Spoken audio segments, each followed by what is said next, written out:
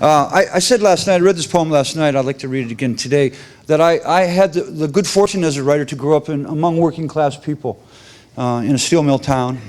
Three generations of steel mill workers in my family. And one of the things that distinguishes working class people is they don't call other people to fix things when they break.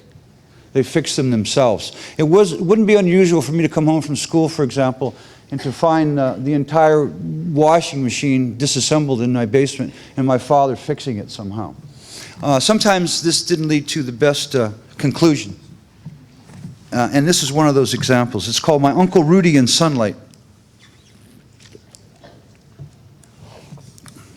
Out of the hole my father and his brother had dug below the drainage tile of my uncle's barn, hundreds of mice streamed.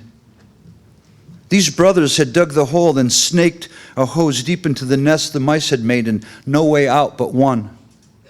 They had started getting bad, and when my aunt found them in her pantry, well, something had to be done. I was 5 years old, and I stood behind these brave men and watched between their legs as the mice began to come. First, only a few, shaking the water from their fur, blinded momentarily in sunlight, and then, may I say, a flood of mice. More mice than anyone had expected, even I knew that.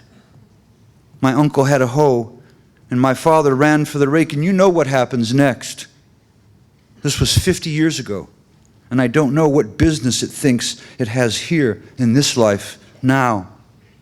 Yet in the dizzying span of memory, that morning in the country of mice is as clear to me as my own face, which I love, and as clear as the face of my uncle, moving in and out of the blinding sun as he raised the hoe and then came down hard and then raised the hoe again.